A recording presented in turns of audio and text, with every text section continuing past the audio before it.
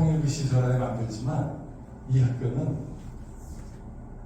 프로그램 내용이라든지 교육 방침이라든지 교사들에 대해서 일절 얘기하지 않기로 하고 독립성을 보장받고 그렇게 들어갔죠. 공동교회 현장에 있는 사람들, 공동체 교육 현장에 있는 교사들 3명, 2주일 안에 짐 싸갖고 나하고 들어갈 사람 3명만 나와라 그랬더니 3명이 나온 거예요. 2주일 만에 짐 싸갖고 들어갔어요. 그리고 하나둘 학교를 만들었는데 하나원 안에 하나둘 학교가 왜 하나둘이 됐어요? 다 하나둘 셋넷 하나둘 셋넷 그 초등학교 시절에 행진하던 생각을 하고 하나둘 학교라고 시작하는 것이구나 이렇게 생각하고 그 이름 좋다 그래요. 사실은 하나둘 학교는 조금 더 깊은 의미가 있어요. 북쪽에서 평양, 함흥, 청진 이런 데서 막 국적식 교육받고 하던 애가 며칠 만에 한국에 와갖고 아주 생소한 교육, 전혀 다른 거에 적응하고 너 북쪽에서 배운 말 입도 뻥끗하면 여기서는 안 돼. 거기서 배운 노래 흥얼거려도 안 돼. 그렇죠. 여기서 김일성 장군 노래 부르고 안 될 거 아니에요. 애들한테 너무 주눅을 부리는 거예요. 빨리 하나가 되라고. 그래서 제가 그 하나둘 학교라는 학교를 만들어 놓고 제일 먼저 한 게 괜찮다고 그럴 거죠. 그 학교에서는 국정 노래들 중에서도 정치적이지 않은 노래들 있으면 아침에 틀어놓고 북쪽에서 배웠던 아침 체조도 하고 춤도 추고 춤 잘 춰요. 노래도 잘 불러야 돼요. 그러고 있으면 교육받으러 올라가려고 하던 어른들이 조용히 지하에 있는 그 하나둘 학교 거의 계단에 쭉 와서 그냥 물끄러미 아이들 노래 부르는 거, 그 북쪽 노래 부르는 걸 듣고 눈물을 흘려요. 숨을 쉴 수 있게 됐다는 거예요. 뭔가 서둘러서 하나가 되려고 어둠거리지 않아도 되는 어떤 숨을 쉴 수 있는 공간이 생겼다고 좋아하더라고요. 그런 교육을 하고 있었는데 그때도 제가 이래도 괜찮다 저래도 괜찮다 많이 하니까 괜찮아 교장이었어요. 근데 한경도 애들이 어느 날 나를 일 없어 교장으로 부르기 시작했어요. 한경도 자들이는 괜찮아가 일 없어라. 저 사람 맨날 일 없대.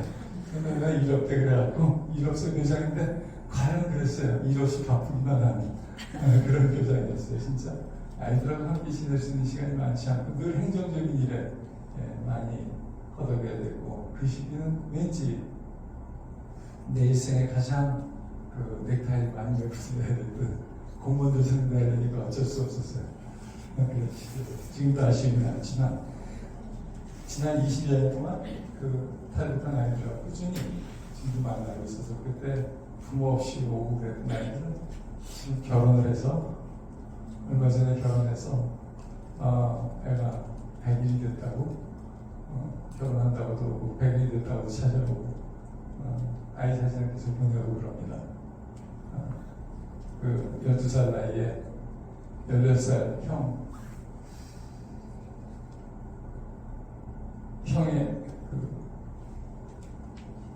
형이 없고서 너무 삼촌 손잡고 넘어왔던 그 여자아이가 이제 성장해서 여기서 결혼을 하고 아이를 낳고 여기 지금 여러분하고 비슷한 나이가 된 것 같아요 벌써.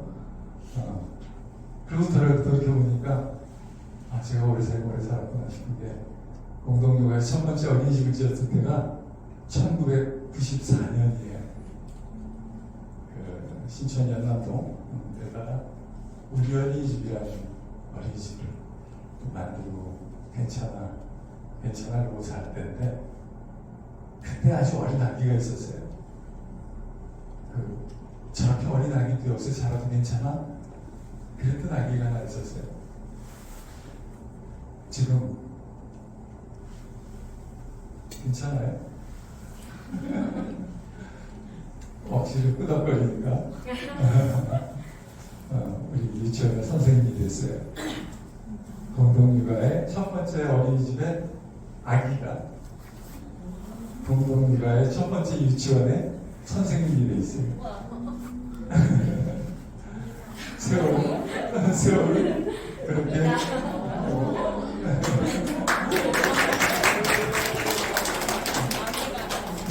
저렇게 괜찮은 선생님이 됐어요. 그래서 저희가 이렇게 새로운 길을 간다라고 그러는 거는 항상 주변 사람들과 조금 다른 일을 하는데, 그래서 옆에서 자꾸 윽박 지르거나 겁을 주는 사람들 많아요. 그래도 괜찮냐고, 그래도 괜찮냐고. 그런데 세상은 항상 그렇게 한 걸음, 반 걸음 먼저 남들과 다른 길을 갈 수 있는 용기를 가진 사람들이 헤쳐왔고 열어왔어요. 지금 우리가 한번 알아야 될 것은 우리가 살고 있는 이 세상에, 이 사회, 한국 사회가 지금 엄청난 성취를 이룬 사회예요. 전 세계 가장 기적적인 발전을 한 사회죠.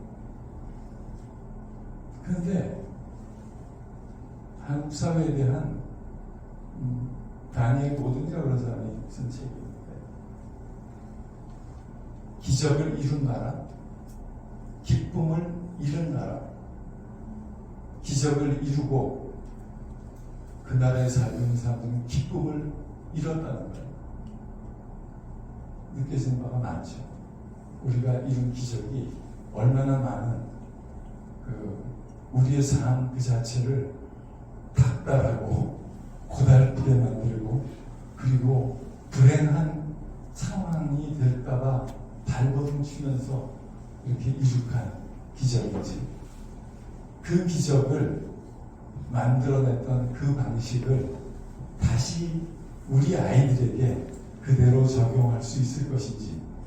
벌써 한국 교육은 이미 그 한계를 다 드러내보였어요. 우리끼리 지금 하고 있는 이 경쟁은 실제로 너무나 많은 아이들을 고달프게 하고 있어요. 지금 청년 세대들을 보면 안타까워요. 청년들이 많은 문제예요. 우리 아동들을 봐도 그렇죠. 청소년들이 잃어버렸잖아요. 저희 집에는 외국에서 여러 친구들이 많이 찾아와요. 제가 일교학을 하니까 문화연구를 하는 사람들이 많이 찾아오는데, 너무나 놀라는 것은, 제가 상봉 수리고등학교 뒤에 살고 있는데, 수리고등학교 그럼 아는 사람들은 알 텐데, 김연아의 수리고등학교. 김연아의 수리. 제가 김연아의 수리. 김연아 모르는 사람 없어요. 김연아의 수리. 와, 유산동에서 하는 거야. 근데 그 수리고등학교 아이들이 밤 10시가 돼가고 캄캄할 때 9시, 10시에 학교에서 나온 걸 보고 쟤들 오늘 무슨 행사이냐? 아니, 자율학습이야. 한국 애들은 자율로 학습을 이 시간까지 한다고. 청소년들을 그렇게 보내는 아이들이 없어요, 전 세계에. 지금 그게 어제 오늘의 얘기 아니라 다 여러분들이 다 경험한 성장기에 그렇게 성장한 성인들이 별로 없어요, 전 세계에. 생각해보면 억울한 일이에요.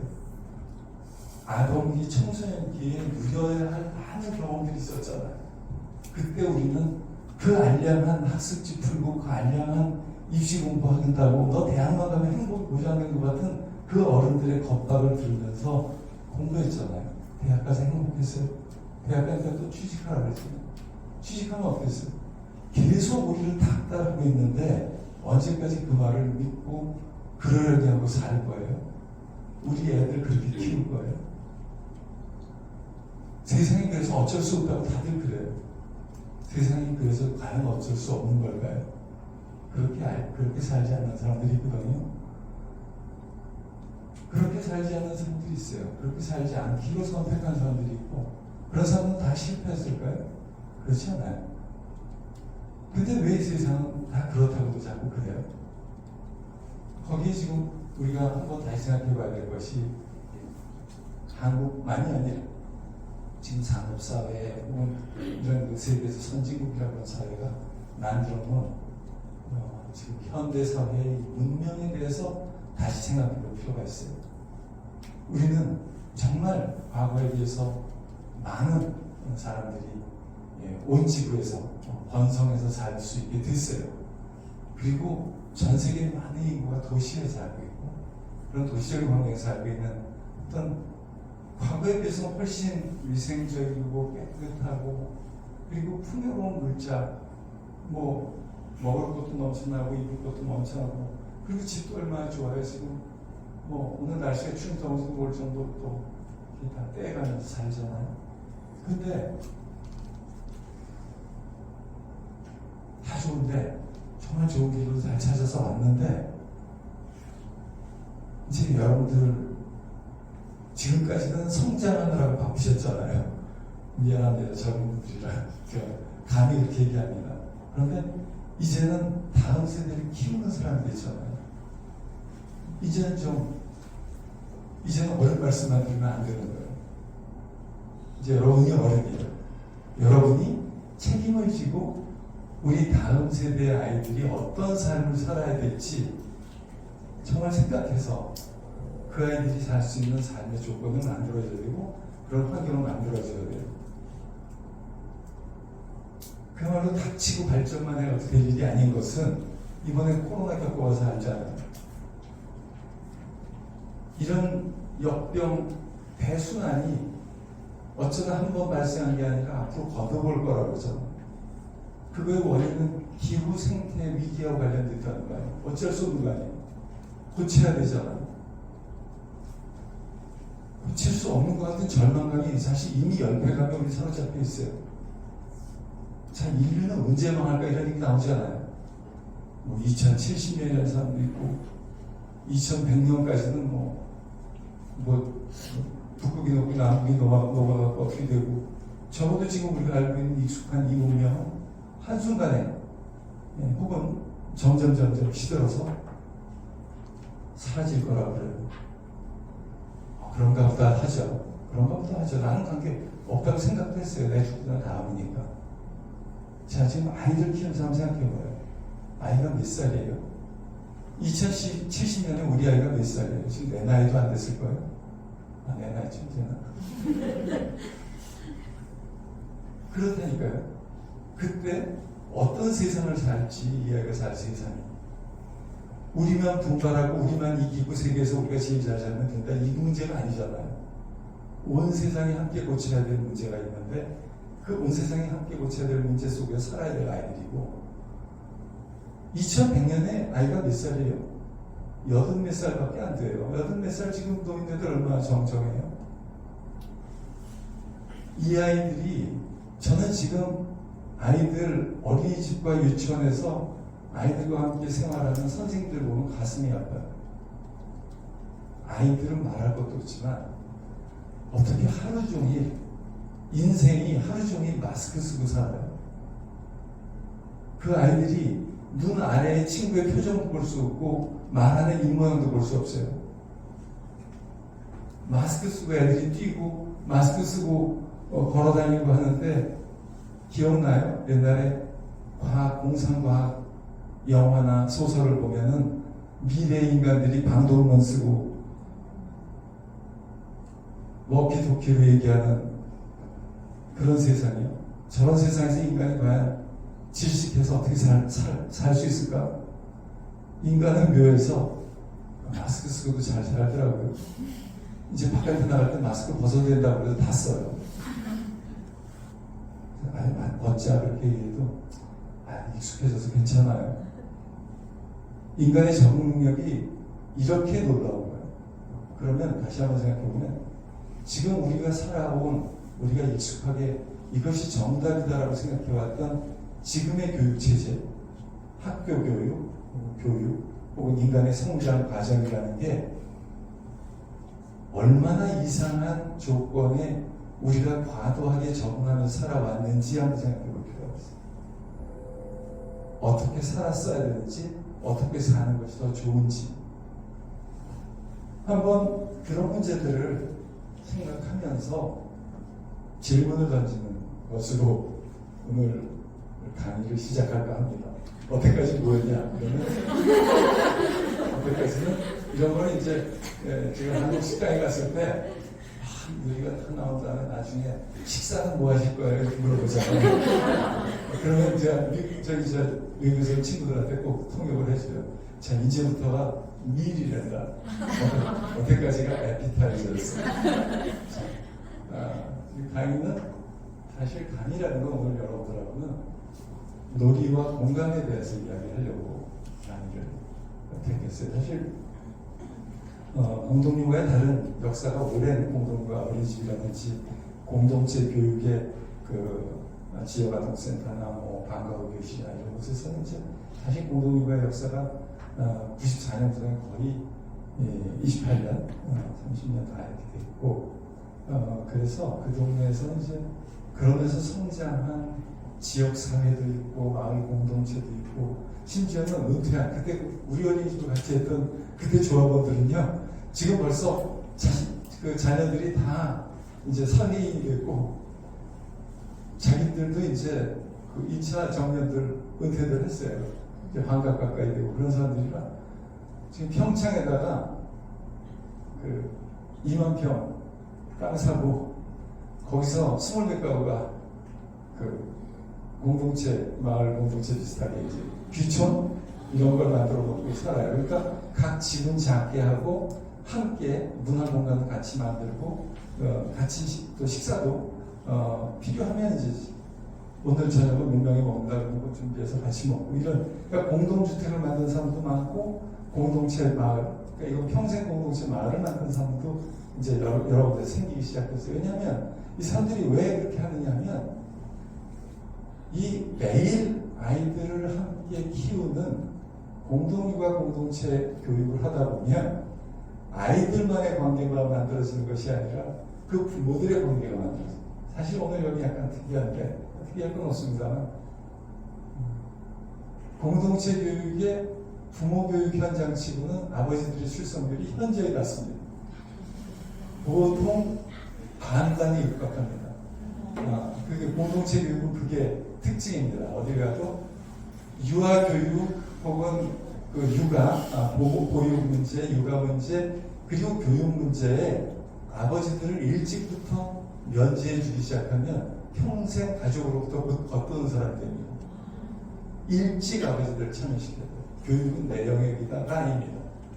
그건 지금 봐주는 것 같아서 봐주는 게 아니에요. 왜냐하면 겉도는 사람, 사회는 충분히 바쁘게 몰아치워요. 주말에 있어. 난 완전히 회사에서 소진돼갖고 주말을 쉬어야 돼. 라고 봐주지 말라는 거예요. 회사에 목매고 살아봐야 당신은 회사 사람인 건데 회사가 당신의 인생을 다 책임지는 거 아니에요. 결국은 당신에게 중요한 건 뭐냐? 결국은 회사와 같은 기능적인 관계만 중요한 게 아니라 가족과 같은 정서적인 관계가 중요하고 당신의 인생에서 정말 중요한 것은 아이와 함께하는 경험이다. 당신이 돈 벌어와서 우리 집에 새 냉장고를 사주는 것이 중요한 게 아니라 당신이 그 시간을 얼마나 아이들과 함께하는 게 중요하다. 아이와 놀이, 아이와 함께, 아이가 아플 때, 아이가 괴로울 때 함께 해주는 아버지가 되라는 게 더 중요한 거예요. 그런 의미에서 저희들은 공동육아의 지난 30년 역사 중에서 아이들을 교실과 실내 공간으로부터 자연 환경으로 데리고 나가는 것이 첫 번째. 그러니까 나들이라는 말을 처음 만든 게 우리 어린이집이에요. 요즘 유치원이라든지 이런 데 선전할 때 프레카드에다가 바깥놀이 나들이 합니다. 이런 자연 친화적인 거 합니다. 이런 얘기 들을 때마다 제가 웃음이 나와요. 아주 이게 최고의 성취예요. 왜냐하면 94년에 공동육아를 시작할 때만 해도 아이들을 어린이집 바깥으로 데리고 나가는 것은 미친 사람들이 하는 일이었어요. 그 위험한데 바깥은 다 위험한 거예요. 우리는 자연을 찾아 나갔는데 정말 놀이터에조차 아이들 데리고 나가는 사람이 없었어요. 대개 울타리 안에 있어요. 우리 학교 관념이 그렇잖아요. 학교 울타리 바깥으로 넘어가는 건 안 되는 거였잖아요. 그런 것들의 관념 때문에 완전히 지역사회의 섬처럼 존재하는 거예요. 아이들은 안전하게 키운다는 것은 실내 공간에 가둬두는 거예요. 그런데 어른의 편의만 가지고 하니까 봉고차 돌리고 뭐하고 하면서 그 아이들은 완전히 어른들과는 격리된, 부모들과는 격리된, 지역사회로부터 격리된 공간에 맡겨놓고 찾아오는 거예요. 그렇게 되다 보니까 아이들의 삶이라는 것은 어른들 편의로 저쪽으로 치워놨는데 동시에 아이들 자체도 완전히 부획된 그 지역 안에서 지내면서 굉장히 건조하게 되는 거죠. 근데 그것도 인생인 줄 알고 살더라고요. 저는 그때 놀이방이라고 있었어요. 주로 놀이방들은 그 지하철역이나 버스 정류장 이런 데 이제 근처에 상가 빌딩에 2층이나 3층에 지금 학원처럼 그런 곳에 아침에 빼놓고 저녁에 찾아가는 거예요. 종일 그 공간에 있는 거예요. 그럼 인생이 그럴 줄 알아요. 거기서 그 선생님의 눈짓 손짓에 맞춰서 이러고 하루를 보내는 겁니다. 거기다가 이제 그 패턴이 그려진 종이에다가 색칠 몇 번 하고 그러면서 이제 지내는 거죠. 패턴이 정해진 데다가 어떤 색깔 집어넣으세요. 지금 하늘색이에요, 땅색이에요 해가지고서 이제 그런 지식 반복 학습을 하면서 하루하루 지내는 그 모습을 문화인력에서 이제 참여 관찰합니다. 정말 하루 종일 저렇게 콩나물 시루 같은 곳에서 시들시들 인생을 시작하는 아이들을 보는 거예요. 괴롭죠. 참여 관찰하는 사람들이 참견하기는 어렵거든요. 참견은 못하는데 저렇게 해서 안 되겠구나. 그래서 아이들 데리고 나가보면 어떻습니까? 이렇게 했는데 그때 원장님들이나 선생님들이 얘기가 누가 책임져요? 사고 나면 어떻게 해요? 부모님들이 이걸 원해요. 부모님들은 오늘도 학습지 한 장 더 하는 걸 더 원합니다. 전부 부모 핑계 대는 거예요. 그래서 어린이집을 협동조합형으로 좀 깨인 부모들이 함께 그렇지 않은 교육, 그렇지 않은 생활을 할 수 있다는 걸 해보기 위해서 그래서 협동조합을 만드는 거죠. 여기서는 뭔가 영리적인 혹은 참회에 맞춰서 관료적으로 부모님이라고 해도 관료적으로 운영하는 것들도 있고 또 사회 분위기나 혹은 여러 가지 그 영리적인 생각을 안 할 수가 없잖아요. 사업을 하는 입장에서는. 그러면 이제 그거에 맞춰서 이렇게 해왔던 많은 일들이 의식 있고 합리적인 부모들과 교사들이 함께 상의하면 우리는 이 사회에서 이미 상식처럼 굳어있는 몰상식 그것을 뛰어넘어간 새로운 걸 시작할 수 있지 않을까. 그렇게 시작해서 나들이도 했던 건데 그렇게 시작하는 일이었기 때문에 아버지들의 참여가 잣대로 필요된 거예요. 협동조합이라는 것은 실제로 운영돼야 되고 그래서 단순한 소비자가 아니라 함께 참여해서 이 일을 만들어 나가는 운영자로서 또 교육의 파트너로서 함께 하다 보니까 이것은 어머니들만의 일이 아니고 부모가 함께 해야 되고 또 부모가 있는 여러 가지 형태의 가족들이 있어요. 이 공동 육아 공동체 교육을 하다 보면 이혼해도 괜찮아가 있어요. 저는 이혼해도 여기는 함께 키우니까 고립된 부모가 아니에요. 우리는 여기서 아이들 함께 키우는 관계가 있기 때문에 아이를 중심으로 아이 키우는 사람들의 모임이에요. 아버지가 됐건 어머니가 됐건 그래서 여기는 다 정상 가족만 있는 곳이니까 이혼하면 떠나야 된다. 무슨 말씀? 이혼하면 더 필요한 게 우리 어린이집입니다. 장애를 가진 아이들도 같이 하는 우리 어린이집. 이 부분이 이제 오늘 여러분들하고 얘기하려고 그러는 핵심적인 내용 중에 하나입니다. 그건 뭐냐면 우리가 윤리적인 이야기가 아니라 이것이 지금 함께 살아야 될 우리 아이들이 지금 같은 시대 상황에 인류적인 위기 혹은 사회적인 위기를 극복하고 또 그 안에서 그 어려운 조건 안에서도 하루하루 행복한 사람으로 살려면 어떻게 인생을 시작해야 되는가는 부분에 대한 얘기예요. 먼저 최재천 교수님이라고 있습니다. 생물을 하신 선생님. 어떻게 아시는 분들도 있을 거예요. 그래가지고 이렇게 얘기를 하면 상당히 오래 얘기를 할 것 같아서 조금 정리해서 얘기를 할게요. 최재철 교수님이 그 생물학자들의 죄가 크다. 왜냐하면 자연의 법칙처럼 적자생존, 약육강식이라는 얘기를 한다. 자연의 질서가 경쟁인 것으로 잘못 가르쳤다. 생각해보면 틀린 말이에요. 자연의 질서는 협력이 번성하면 협력하는 것이 살아납니다. 심지어는 그래서 요즘 나온 책이 있어요. 다정한 것이 살아난다. 얼핏 생각해보면 우리는 동물의 왕국에서 맨날 누가 쫓아가서 먹고 뭐 이런 것만 봤잖아요. 정말 강한 놈이 약한 놈을 잡아먹는 거. 그런 현상은 있어요. 그럼 강한 놈이 행복한가? 강한 놈이 번성한가? 아니라는. 지구상에서 가장 번성한 건 개미인데, 개미는 모든 지구 생명체의 5분의 1이에요. 개미가. 그 개미는 수천만이 협동할 수 있어서 번성하는 거예요.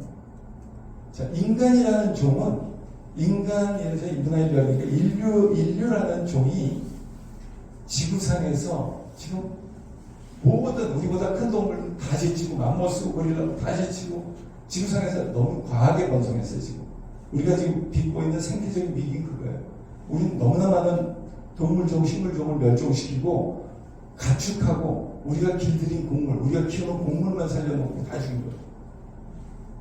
그런데 이렇게 심하게 이만큼 심하게 번성할 수 있었던 이유는 우리가 고도의 소통 능력과 고도의 협력하는 동물이기 때문에. 침팬지, 오랑우탄, 고릴라 같은 인류하고 가장 가까운 동물들과 인간의 유일한 차이는 소통 능력, 고도의 소통 능력, 추상적인 것까지 전달할 수 있는 소통 능력, 그리고 협력할 줄 아는 관계만. 여기서 핵심이 되는 기술이 공감이에요. 공감 능력이라고 해요. 영어는 엠파티라고 얘기를 합니다. 엠파티. 공감 그러면 다른 사람하고 똑같이 느끼라는 뜻인가라고 사람 생각할 수가 있어요.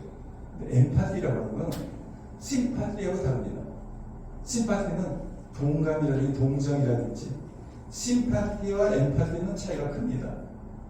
물론 다른 사람의 마음을 같이 비슷하게 느낀다는 면에서 비슷할 수 있습니다만, 심파티나 컴패션 같은 연민이나 이런 것들은 자발적으로 우러나는 감정인 거에 비해서 엠파티라고 하는 이것은 감정이기도 하지만 그 전에 먼저 상대방이 무슨 생각을 하고 어떤 입장에서 어떤 경험을 했는지를 이해하는 인지 능력이 먼저 발달해야 돼요. 그러니까 엠파티라는 것은 그 공감이라고 우리가 일본 사람들이 번역했거든요. 일본 사람들이 공감이라고 잘못 번역해도 요즘 반성해요. 너무 감정을 강조했다고. 사실은 역지사지라는 말이 더 맞는 말이에요. 남의 입장에서 생각한다. 생각할 줄 안다. 입장 바꿔 생각해봐. 이 말이 엠파티예요. 엠파티를 번역하자면 입장 바꿔 생각할 줄 아는 사람, 입장 바꿔 생각할 줄 아는 능력, 그 얘기입니다. 입장 바꿔 생각할 줄 아는 능력이라고 하는 것이 인간이 다른 동물들과 가장 다른 그런 특징 중 하나입니다. 그런데 이 공감은 보통은 우리는 쟤는 공감 능력이 있어, 저 사람 참 잘 공감해줘. 그러면 그 사람의 인품이나 인격이나 혹은 기질이라고 생각할 수가 있어요. 공감은 기질이라기보다는 기술이에요. 기술이기 때문에 배우고 익히면 늘고, 안 배우고 또 연습하지 않으면 시드는 거예요. 근육하고 똑같아요. 그냥 나날이 연습해야 돼요. 그리고 나날이 그 기량을 늘려나가야 돼요. 공감 능력이 뛰어난 사람들에 대해서 여러 가지 얘기를 들었을지 몰라요. 이걸 IQ하고 EQ라고 하는 부분으로 약간 설명을 해볼 거예요. 이 공감 능력은 EQ하고 굉장히 밀접한 관계예요. 이런 얘기 들어보셨죠? EQ라는 건, IQ라는 것은 인지적인 능력이라고 그러면, EQ라고 하는 것은 감성적인 능력인데 정서적 능력을 얘기해요. IQ가 너를 취직시킬지를 몰라도 너를 승진시키는 건 EQ다, 그런 얘기를 해요. IQ가 입학을 시킬지 모르지만 EQ가 모자라면 너는 행복하지 않은 사람이 될 거다. 심지어는 지금 서울대학교 법학대학 같은 경우 법대 교수들 굉장히 고민해요. 너무나 불행한 애들이 많다는 거예요.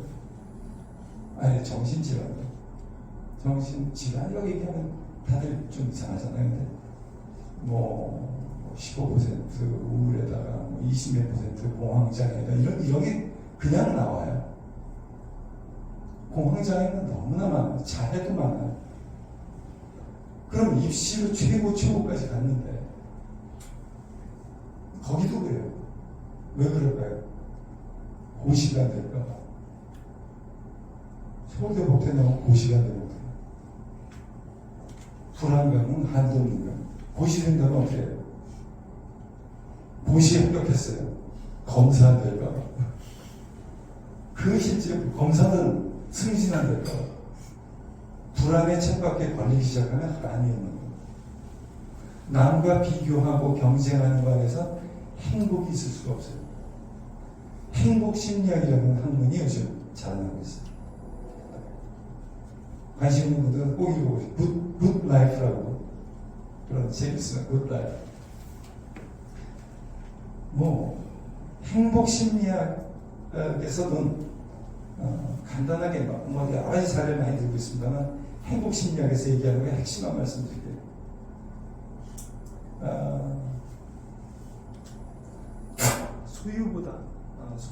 소유보다 경험을 사라. 돈이 있으면 물질을 사지 말고 경험을 사라. 그 다음에 관계가 중요해요. 관계. 소유보다 경험, 경쟁보다 관계. 경쟁에서 승리보다 더 중요한 건 관계를 지키는 거예요. 그렇게 중요해요.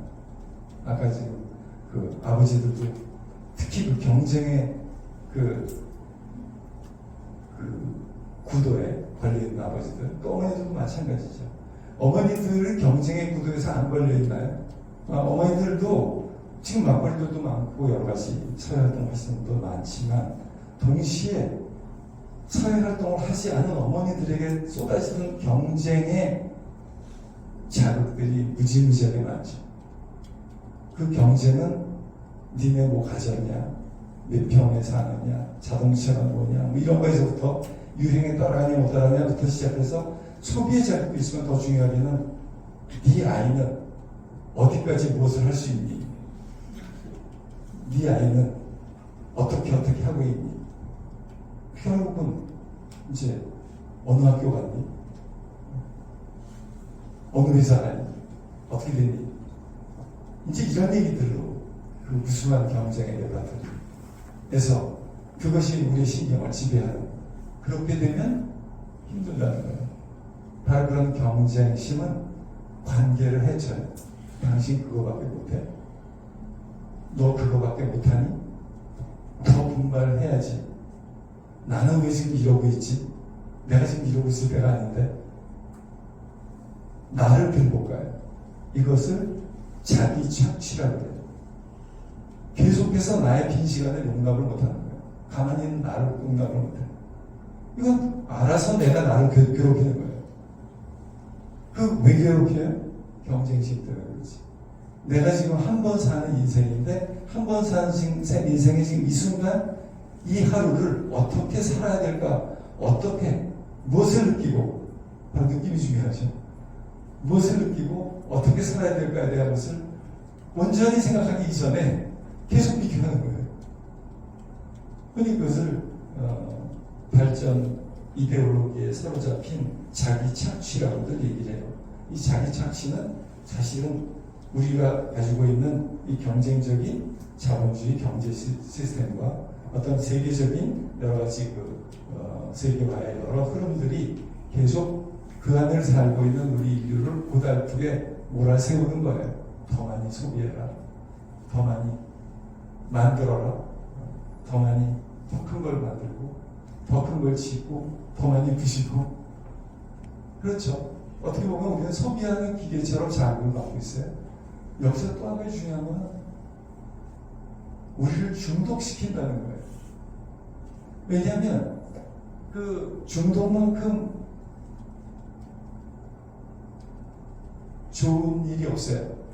중독만큼 위험한 일이 없지만 동시에 중독만큼 좋은 일이 없는데, 물질에 대한 중독, 일종의 뭐 쇼핑병 같은 것부터 시작해서 굉장히 많은 중독 증상이 있는데요. 아이들 왜 게임 중독 얘기하잖아요. 그것도 중독이에요. 마약 중독과 똑같은 중독이에요. 이 중독의 문제는 뭐냐면 계속 반복하는 거예요. 단순한 패턴을 반복하는 거예요. 탐닉이라고 얘기하죠. 탐닉. 그 중독의 핵심은 관계를 상실시켜요. 계속 나 혼자 어떤 대상과 계속 반복하면서 관계에 대한 그 관계를 망가뜨리기 때문에 상당히 무서운 일입니다. 근데 그런 것들이 온 세상에 팽배해 있어요. 이것을 넘어가게 하는 것은 아까 다시 돌아가면 공감입니다. 가장 부드러운 기술이라고 얘기도 해요. 친절한 마음을 불러일으키는 그런 역할을 합니다. 이 공감이라는 건요, 공감 능력이 많이 발달하고 공감 능력이 자라난 사람은 대가를 치르면서도 자기가 손해를 보더라도 자기가 좀 힘들어도 다른 사람을 도우려는 성향이나 마음까지 갖게 돼요. 바보죠. 자기가 손해보고 자기가 힘들고 자기가 힘든데 다른 사람 도우려는 마음을 자꾸 버릇처럼 내는 경우가 있어요. 이른바 착한 사람 신드롬 그래갖고 고달프게 사는 코스라고도 얘기해요. 그런데 이 공감과 협력 코드에서 보면 꽤나 괜찮은 전략 중에 하나예요.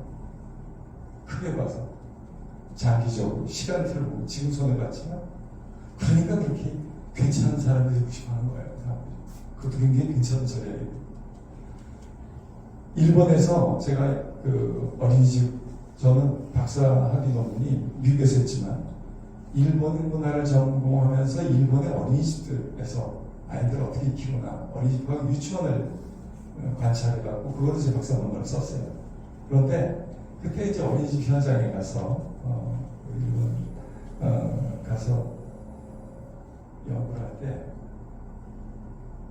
굉장히 똑똑한 애가 있어요. 근데 친구들하고 자꾸 싸워요. 보면 굉장히 뭐 잘해요. 뭐 그림도 잘 그리고 말도 언어 능력도 꽤 발달해 있고 뭐 잘하는데 자꾸 옆에 애들하고 좀 티각태각하고 좀 그래요. 그렇다고 뭐 왕따하거나 이런 건 아니에요. 꽤 잘해요. 그래서 제가 그 참 머리는 좋은데 똑똑한데 제가 똑똑한데 꽤 옆에 애들하고 사이가 별로 안 좋다고 그랬더니 그 선생님이 지금 잊어버리잖아요. 피 부수면서 똑똑한 애가 왜 싸워요? 그거는 우리가 IQ에 대해서나 혹은 그 머리 좋음에 대해서 상당히 치우친 생각을 갖고 있는 거예요. 성적이 좋은 사람 똑똑하다고 생각하는데 그렇지 않아요. 똑똑하다는 것은 정서적인 능력도 함께 포함한 거예요. IQ와 EQ가 아우러진 거고.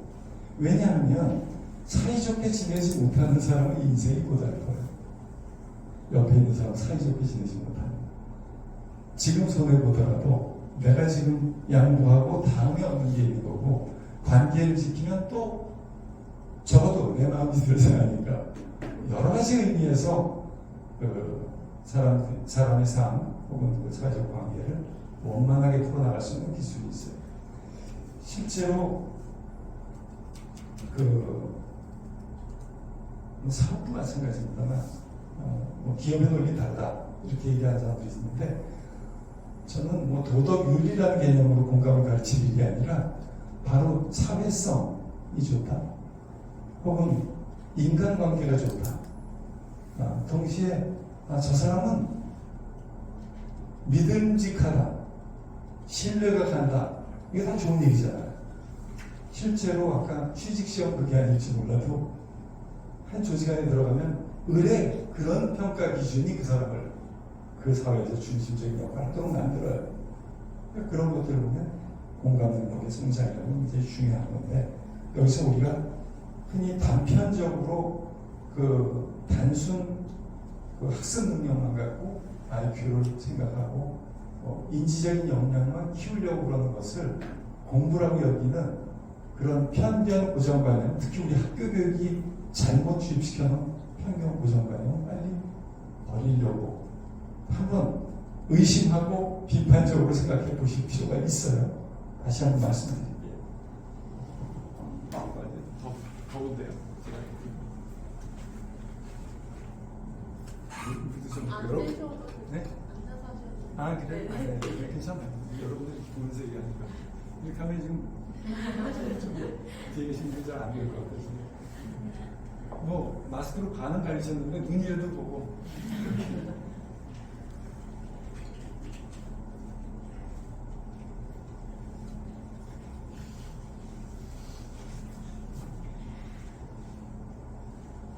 이 공감이라고 그러는 게 자밀 자키라고 그러는 사람이 있는데 이 사람은 공감의 힘이라고 그러는 책을 썼는데 이 사람은 정신적인 초능력이라고 했어요. 그만큼 초능력이라고 무슨 슈퍼맨 같은 초능력이 아닌데 누구나 갖고 있는 누구나 개발할 수 있는 초능력이라고 알고 보면 가공할 만한 능력이에요. 다른 사람의 마음을 아는데 다른 사람의 입장을 이해하는데 이거는 흔히 아까 얘기한 공감 그러면 동감이라고 자꾸 착각해요. 저 사람하고 똑같은 마음 아니에요. 저 사람이 왜 그런지를 아는 거예요. 그리고 그런 입장에서는 저렇게 결론을 낼 수 있구나. 저 사람은 저런 경험과 저런 가치관과 저런 것 때문에 저런 이야기를 하는구나. 그럼 저때 저렇게 행동을 하는구나 라는 걸 아는 거예요. 맥락을 이해하는 힘이에요. 그리고 맥락을 이해하다 보니까 맞아, 나라도 저럴 때는 저렇게 써. 그러니까 저 사람의 행동이 바뀌게 하고 저 사람과 나하고 적절하게 대응할 수 있는 방법이 나오는 거예요. 그러니까 전면적인 그 문제로 바로 비관시키는 게 아니라 어떤 요인, 어떤 요소들이 저 사람을 저렇게 행동하게 할까. 거기서 가장 공감 능력이 늘 일상생활을 같이 하는 사람에서부터 이제 공감 능력이 자라나야 되지만, 이제 아이부터 지금 공감 학습부터 하겠습니다만, 자라나야 되지만, 다른 사람과의 관계의 영역을 최대로 확대시키는 거와 지금 이 글로벌 시대에 살아야 되는 아이들의 힘이 될 수가 있어요. 무슨 얘기냐면 기본 공감 능력을 키우고 그것의 공감 영역을 최대로 확대하는. 장대익 교수라고 하는 분인데 이분이 공감의 반경을 확대하는 것. 공감을 나하고 익숙한 집단 안에서만 기피할 게 아니라 공감의 반경을 확대하는 것. 이것이 지금 되게 중요한 과제다 이런 말씀도 하셨어요. 그만큼 공감은 인류 생존의 열쇠고 인간의 행복의 디딤돌이라고 그래요. 인간 행복한 삶의 디딤돌이다 공감은. 그래서 이 무력한 개인들을 협동하게 하고 집단을 협업하게 하고 사회와 문화가 그 어우러지는 삶을 가능하게 하는 그런 능력이라고 할 수 있는데 이 능력은 어떻게 자라느냐 하는 겁니다. 이 공감 능력을 자라지 못하게 하는 세상이 되어가고 있다는 게 지금의 공감의 위기예요. 이건 뭐냐면 우리가 알고 있어요. 공감 능력은 옛날에 이 공감 능력은 관계 속에서 자라요. 그리고 반복되는 상호작용 속에서 자라요. 적적인 지지를 받고 그러면 자라요. 공감 능력은 우리 상대방에 대한 신뢰도 생기고 그러니까. 그런데 이 자라는 이 공감 능력이 그리고 다양한 사람하고 접촉을 해봐야 돼요. 그런데 지금 아이들 가족이 얼마나 단순해요. 가족 구조 단순하죠. 아이 하나죠. 형제도 없죠. 옛날에 동그란 밥상머리에 여러 연령층의 남녀노소 같이 앉아가지고 정말 그 서로 눈치 봐가면서 가운데 찌개 떠먹을 때 이때 공감 능력이 자라는 거예요. 오늘 내가 저거 양보, 여기서 너무 탐욕을 부리면은 앞으로 내가 지금 반대급을 받을 수가 있다. 지금 내가 오늘 고등 한 토막을 양보했다가 내일 계란은 내가 먹을 수 있다. 라든지 이런 것들이 아이들과 전략이 자라는 겁니다. 이런 부분에서 일상생활에 다양한 사람들과의 관계 속에서 공감 능력은 연습되고 자라나는데 부모 자식 간의 관계만이 아니죠. 이웃도 있죠. 마을 공동체 같은 데 나가면 얼마나 다양한 사람들을 만납니까? 거기다 만나는 사람들 자체도 연령도 다양했죠. 옛날은 큰 딸만 잘나면 아이들은 다 키우는 거 아니에요. 뭐 제가 우리 큰 누이가 저한테 그래요. 내가 너 옛날에 기저귀 갈면서 키웠는데 이제 와서 그러냐. 뭐 이런 거예요.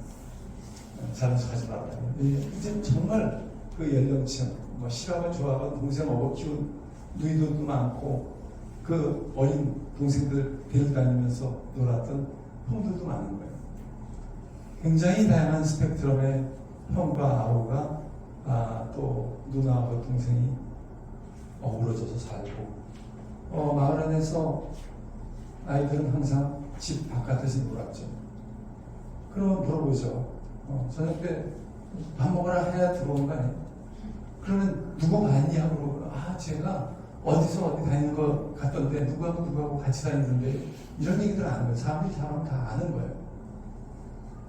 저기가 무엇을 상실했는가 좀 볼 필요가 있어요. 지금. 우리 아이들은 원천적으로 어때까지 수십만 년 동안 길게 보면 수백만 년 동안 호모사피엔스만 가지고 20만 년 얘기했네.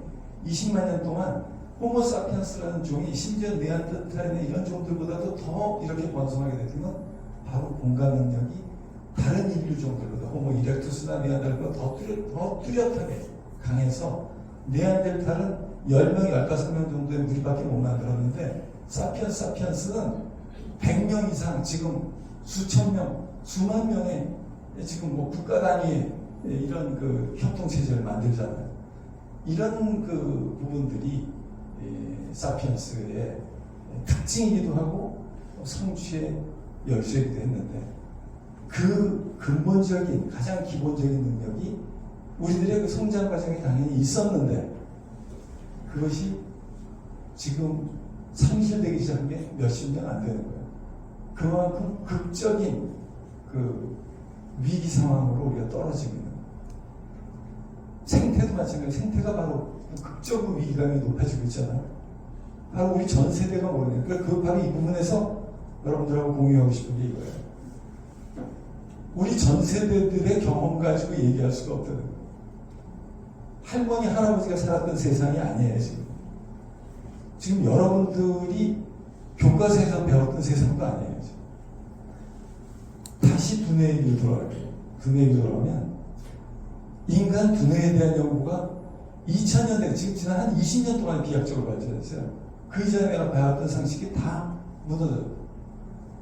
인력 공부 다시 해야 되고 특히 두뇌 쪽 연구는 인간들이 100살 넘어 살기 시작하면서 인간 두뇌에 대한 이해가 완연히 달라지기 시작했어요.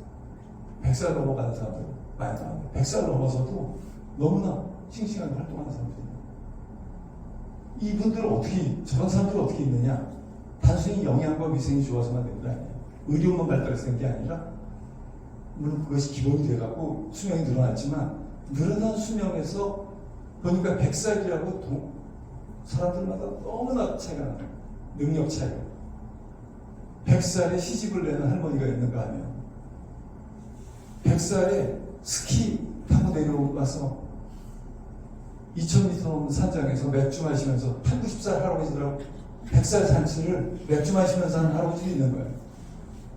이런 그 100살의 성취, 100살의 그 인간의 역량이라는 게 너무나 스펙트럼이 나니까 그거에 대한 연구를 하면서 도쿄에서 먼저 도쿄대가 먼저 시작했지만 미국이나 이런 데서 AI 연구하는 사람들 다 그쪽 연구를 하면서 이 사람들이 알게 된 건 운동이다. 두뇌도 근육과 같이 중년기, 청년기, 중년기 생활을 어떻게 하느냐.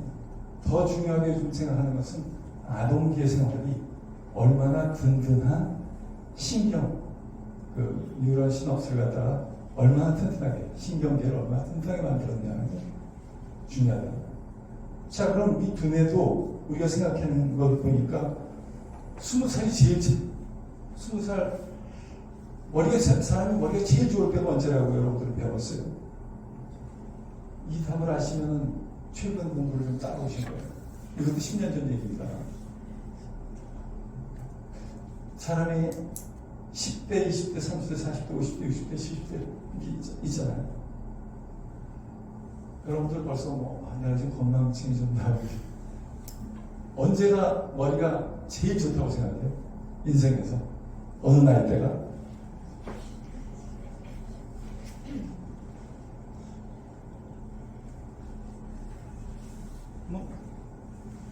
마스크 쓰셔도 말씀하세요. 10대. 10대 나왔습니다. 또 40대. 40대 나왔습니다. 또 20대요. 50대. 20대. 20대. 근육이라고 생각하면 20대까지 그렇겠네요. 그죠? 10대는 조금 아직 약하고, 20대는 제일 싱싱하고, 40은 약하고. 그런데, 네, 놀랍게도, 남자는 55에서 65, 여자는 60에서, 네, 저기 50대 후반부터 거의 지금 70에 가깝대요. 그 상태가 여자는 제일. 아까도 얘기했지만 일반되게 얘기할 수는 없지만 평균적으로 왜 그러냐면 그동안 우리가 인지능력, IQ 테스트하는 것을 너무 단편적으로 인간의 인지능력을 측정하는 도구로서 너무 단편적인 도구를 썼다는 거예요. 단순 암기, 그러니까 기억력, 단순 기억력하고 그 계산 속도 이걸 갖다가 사실 우리 IQ 테스트 용지 보면 그래. 얼마나 순발력이 빨리빨리 답을 하느냐. 그렇잖아요. 그런데 종합력, 판단력, 공간 지각력 해갖고 6가지 영역을 재면 지금 이제 6가지 영역을 재면 6가지 영역을 재면 중년의 뇌가 제일 똑똑하다. 건망증도 있고 기억력도 있고 계산 속도 전과 같지 않고 그렇지만 종합력도 뛰어나고 공간지각력도 뛰어나고 어휘력도 늘었고 판단력이 여러 가지 그 종합적으로 판단할 수 있는 다른 영역들 6가지 영역을 측정하면 전체 평가가 그렇게 중년도 뭐 60을 중년이라고 보나요? 중년이 됐죠. 전 지금 최고 피크에서 좀 떨어지기 시작합니다. 여러분들은 지금 피크를 향해서 올라가고 있는 중. 그런 일이에요. 거기서 우리가 간과할 거는 IQ에 대한 바로 근데 여러분들이 잘못된 게 아닌 게 우리가 잘못 배운 거예요. 근데 그때는 그랬어요, 지식이. 근데 지금 인간의 수명도 늘어나고 인간 발달, 인간 성장 그리고 뇌에 대해서 특히 fMRI라고 기가 나오면서 뇌의 작동 방식에 대해서 보고 보니까 이건 그동안 우리가 이러려니 여겼던 거가 아니구나. 가장 똑똑한 중년의 뇌라는 책이 있어요. 관심 있으면 지금부터 보세요. 그것도 한 10년 된 책이에요. 아까 그 굿 라이프라고 하는 책도 있었다고 했죠. 여러 가지 보시면 좋은 책들이 있습니다. 가장 똑똑한 중년의 뇌는 여러분들이 건망증이 걱정될 때 보시면 돼요. 그런 거 겁먹지 말아요. 사실 그래서 중요한 건 사회는 아는 거예요. 중요한 판단을 내리거나 이런 사람들을 중요한 쓰잖아요. 여러 가지 변수들을 함께 고려해서 판단 내릴 수 있는 위치에 있는 사람들이죠. 경험치가 있어야 돼요. 그런 부분들을 하는 이유예요. 그런데 그때는 그 나이가 되면 다 똑똑해지느냐 그게 아니에요. 사람 차이가 너무 난다. 어느 나이 때쯤은 어떨지 어느 나이 때 어떨지가 아니라 실제로 어떻게 살아왔냐 혹은 어떻게 생활하고 있느냐의 총 결과가 지금의 상태예요. 근데 노년이 되면 그게 지금 축적돼서 계산할 게 너무 많잖아요. 그 노년에서 결정적인 게 유아기. 정말 태어나서부터 5살부터 아니 5개월, 이렇게 5, 6개월부터 두 살까지 두 달, 지금 안으로 얘기할게요. 2년까지 이때 뇌에 이 시납스들이 굉장히 많이 이제 만들어지는 건데, 뇌 성장은 정말 경험을 먹고 산다는 거예요. 얼마나 많은 경험을 하는 거예요. 여기 그 경험이 얼마나 다양하고 자극적이냐는 거예요. 그 경험이 아까 얘기했듯이 계속 TV 모니터 같은 곳에 머물러 있으면 효과가 없어요. 굉장히 자극적인데 중독을 시킬 뿐이지 발달을 시키지 않는 거예요. 재미있는 거 fMRI를 실험을 해보면 나와요. 여러분들 엄청 피곤할 때 텔레비 보죠? 왜 쉬는 거예요? 기운이 있어야 책을 보는 거예요. 그래서 fMRI를 실험을 해보니까 그 100세 노인들이 이런 사람들 실험을 해보니까 100세 노인들의 뇌가 정말 싱싱한 분이 있었어요. 97세의 일본의 그 할아버지인데, 이 할아버지가 97세 중국어를 공부했어요. 60세에 한국어를 공부를 했어요. 90세에 95세에 중국어를 공부하기 시작했어요. 2년 공부하고 중국 가놓고 중국어로 강의했어요. 천재죠. 천재가 아니라 그분은 그런 뇌를 만든 건데, 그분의 욕을 해보니까 텔레비 볼 때는 fMRI를 이렇게 해보면 뇌가 여기 활성화되면, 특히 전두엽이 활성화되면 빨개져요. 근데 빨개지 파랗대요. 텔레비를 보면 파란 거예요. 여기 쉬는 거예요. 여기. 굉장히 수동적이고 소극적이고. 그러니까 눈은 피곤하고 다 피곤하지만 머리는 쉬는 거예요. 근데 책을 보면 불긋불긋해져요. 어려운 책을 보면 시뻘개져요. 근데 외국어 공부를 하면 새빨개지는 거예요. 그러니까 나이 들어서 되는 안 되고 외국어 공부를 하려는 거예요. 그건 뭐냐면 새로운 일, 안 해보던 일, 익숙하지 않은 일을 하는 거예요. 뇌 연습은 그런데 그 뇌는 다시 돌아옵니다만 근육처럼 근육과 굉장히 밀접하게 관련이 있어서 일상적으로 운동하는 사람이냐 아니냐에 따라서 너무 차이가 나요. 노년 건강만 차이가 나는 게 뇌 기능도 차이가 나요. 뇌 기능도 차이가 나는 건데, 그걸 연구하는 사람들이 지금 그 일리노이 대학에 이제 저도 일리노이 대학에 이 뇌 연구하는 센터인데, 거기 있는 사람들이 연구를 하다가 그 연구 결과 연구하는 사람들이 연구하다 말고 운동화 갈아신고 뛰어나갔대요. 내가 지금 이러고 있으면 난 너무 오래 앉아 있었어. 내 뇌를 활성화시켜야 되는 거예요. 지금 앉아있으면 안 돼요. 왜? 건강에 대해서 얘기를 많이 해요. 움직여라. 건강에 대해서 얘기 많이 하는데,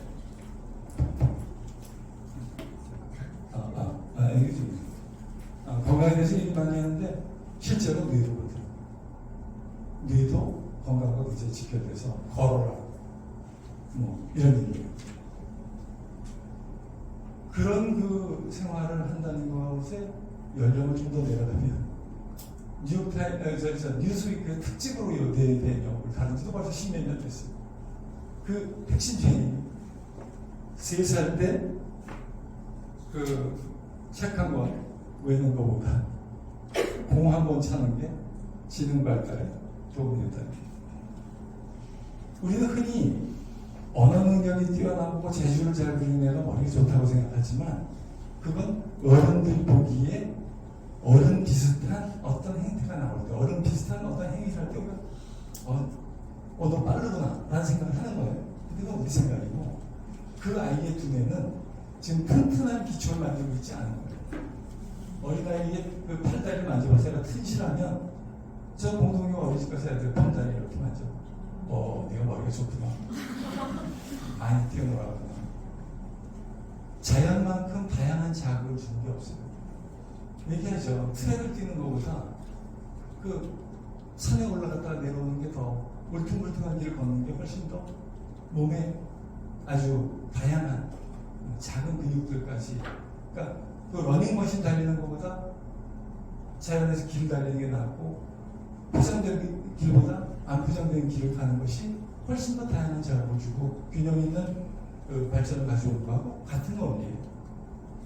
그런 의미에서 아이들의 그 두뇌는 그 어린 나이에 튼실하게 만들어진 두뇌가 실제로 얼마나 다종다양한 상황에 적응적인 사람이 되게 만드는가라는 것에 대한 연구도 또한 어렵게 있습니다.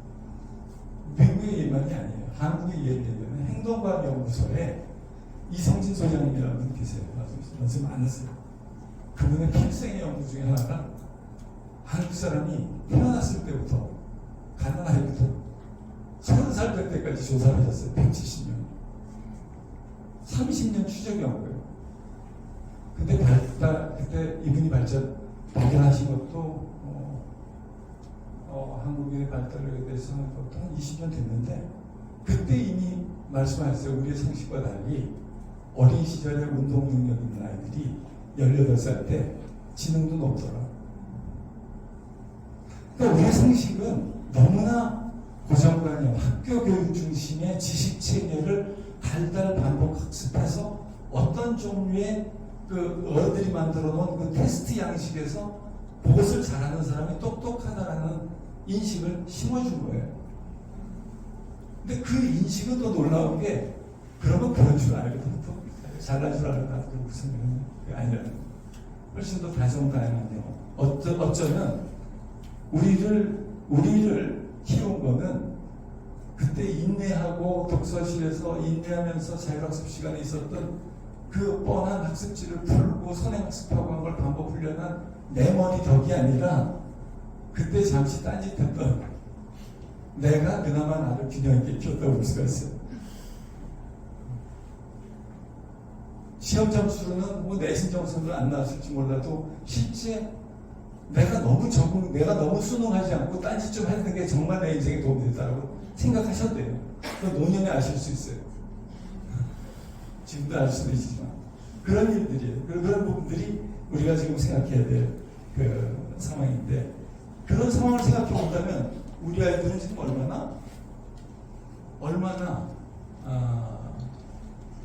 얼마나 척박한 환경 속에서 모든 성장과 발달의 가능성이 원천적으로 많이 차단된 그야말로 인공의 온실 같은 혹은 온실 속의 아이들 혹은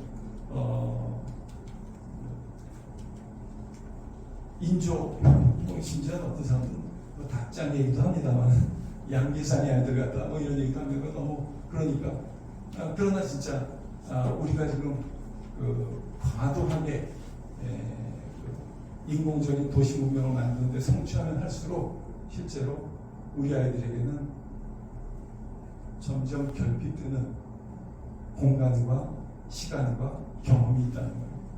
이 부분은 개인적으로 노력한다고 해줄 수가 없어요. 이건 돈을 살 수도 없어요. 바로 그걸 위해서 우리는 이 척박한 도시 환경 속에 오아시스 같은 공간을 만들 필요가 있는 거고 그래서 그곳에서 아이들을 키울 필요가 있는 거예요. 저는 공통육아가 지금 전국에 한 100군데 정도 이렇게 교육 현장이 있습니다. 어린이집과 지역아동센터와 여러 가지 현장들이 있습니다만 저는 최대의 성취랄까 숫자인 게라기보다도 우리가 이런 그 척박한 공간 시대에 그래도 그런 새로운 삶, 좀 다른 방식의 삶을 택해서 조금 불편하고 조금 더 힘이 들고 힘들더라도 남들과 다른 삶을 택한 사람들이 있다. 우리는 94년부터 유기농으로 아이들 식사를 했고 그때 다들 미쳤다고 그랬어요. 어린이집에서 유기농 니네 참 부자다. 그게 아니잖아요. 지금 학교 급식이 유기농이에요. 우리가 그렇게 했기 때문에 그런 거예요. 상당히 많은 개혁학교라든지 학교 교육 개혁의 모델이 대한학교에서 나왔는데 대한학교에서 먼저 남들 다 안 된다고 그러는데 그렇게 한 거예요.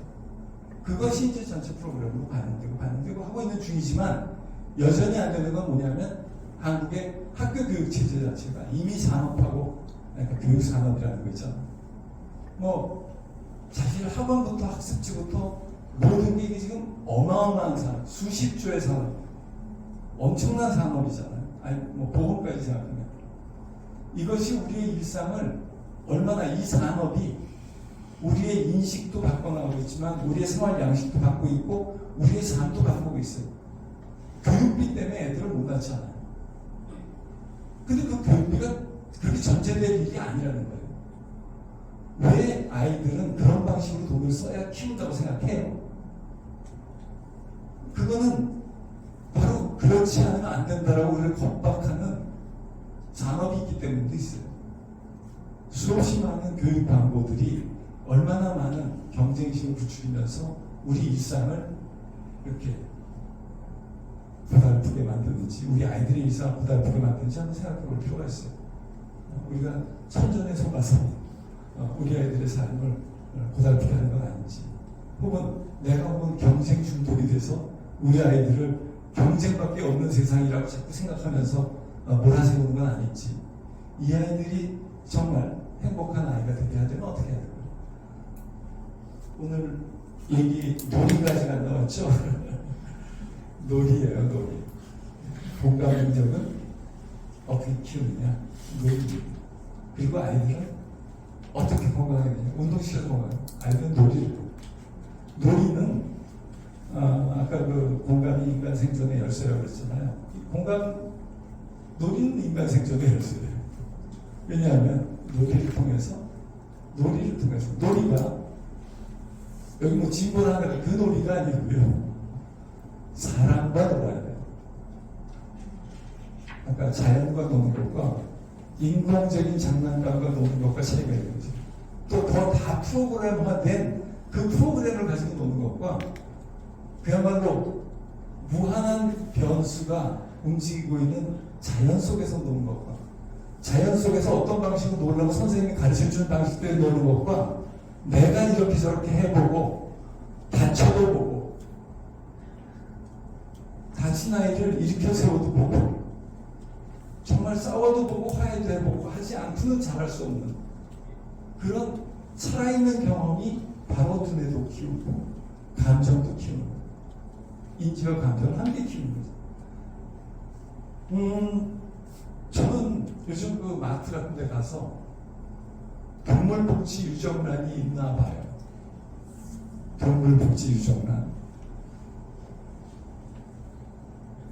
공동육아의 성장은 동물복지 유정란 정도의 성장이라고 생각해요. 지금도 그 비싼 걸 왜 사냐는 사람들이 있어요. 이해가요. 제가 동물복지 유정란, 내가 그렇게 생각했기 때문에 그래요. 제가 2000년에 아까 하나둘 학교를 만들기 전에 미국 버클리에 교환 교수 가서 연구 인권센터에서 연구를 했을 때인데 제인 구달 선생님이 오셨어요. 그 침팬지 연구한 제인 구달, 생태주의. 제가 만나본 성자 중에 한 분이에요. 정말 좋은 분. 그분이 참 좋은 말씀을, 희망의 이유라고 하는, 세상이 이렇게 절망적으로 인간들이 만들어놓은 절망적인 세상을 얘기하면서 그래도 세상은 꾸준히 진보하고 있다라고 하는 말씀, 희망의 이유를 얘기하시면서 동물복지 유정란 얘기를 하시더라고요. 그러니까 지금 요즘 동물권 얘기도 하고 있습니다만 그 생명을 존중하는 여러 가지 좀 좋은 말씀입니다. 근데 선생님 동물복지 유정란 안 될 거예요. 지금 모두가 다 양계장에서 나온 달걀을 그렇게 싸게 흔하게 쓰고 있는데 지금 뭐 동물복지 유정란이라고 저희 닭장에서 키우는 닭에서 나오는 그 몇 알 안 되는 거를 언제 이런 도시문명 속에서 그런 걸 먹는 사람들이 나오겠어요? 그래서 선생님 말씀 다 좋은데 저건 안 될 거다라고 생각했어요. 그래도 내가 그래도 그달 선생님도 만나고 그랬는데, 그러면서 또 조금 알아보니까 양계장에서 자란 그 닭이, 생활한 그 닭이 도대체 어떤 삶을 살았나 생각해 보면 그 아드레날린 스트레스 덩어리에 그 알을 내가 모습하여 좋을까 하는 생각이 들더라고요. 그런 말씀도 하셨어요.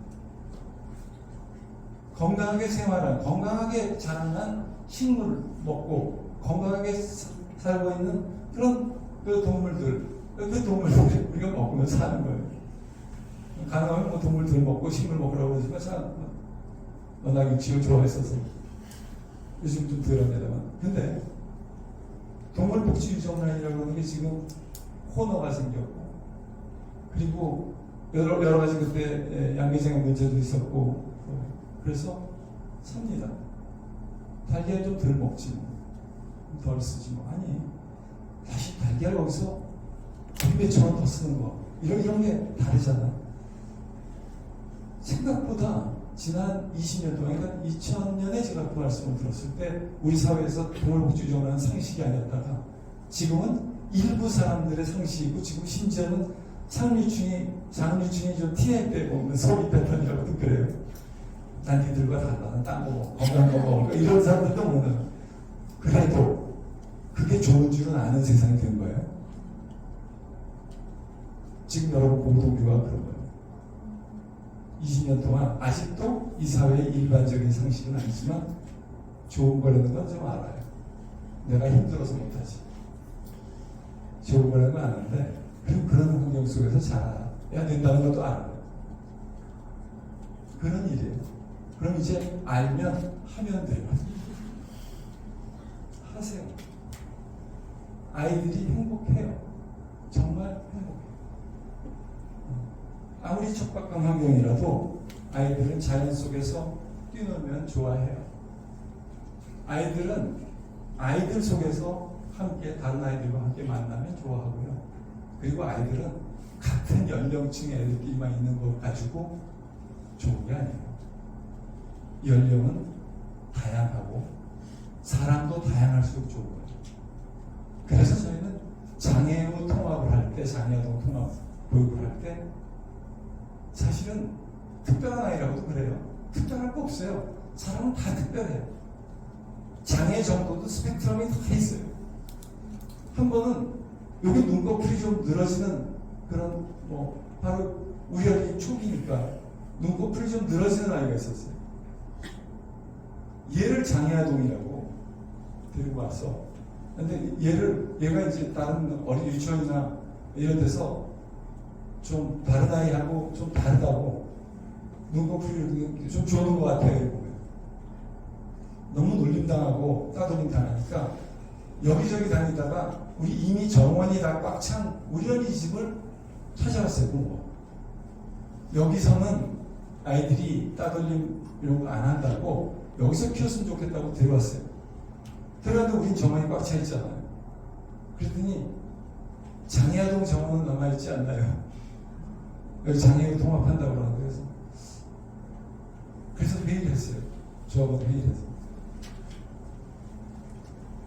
이러이러해서 이 아이는 장애아동은 아닌데 사회가 만드는 장애, 그야말로 누구나 다 비슷한 상황에서 조금 다른 아이를, 작은 차이를 차별의 빌미로 삼아갖고 괴롭히는 거로 익힌 아이들한테 당해서 온 아이니까 받자. 그래서 우리가, 근데 장애아동을 받지 말자. 정원을 차라리 한 명 늘리자. 그래서 받았어. 우리가 지금 생각해봐야 될 건, 장애는 사실은 사회가 만든 장애가 많아.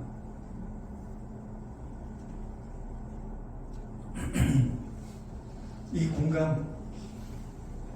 공감을 키우는 이런 방식은 장애아동을 우리가 받아줬다는 의미가 아니더라고요. 우리 아이들은 다양한 아이들, 다양한 사람들이 함께 사는 세상이라는 걸 보고 익히고, 아주 심한 중도장애인 아이들 같이 있었어요. 다른 아이들의 삶을 도대체 어디로 빨리 가려고, 걔가 있으면 우리가 학습이 더뎌져요. 이렇게 생각해요.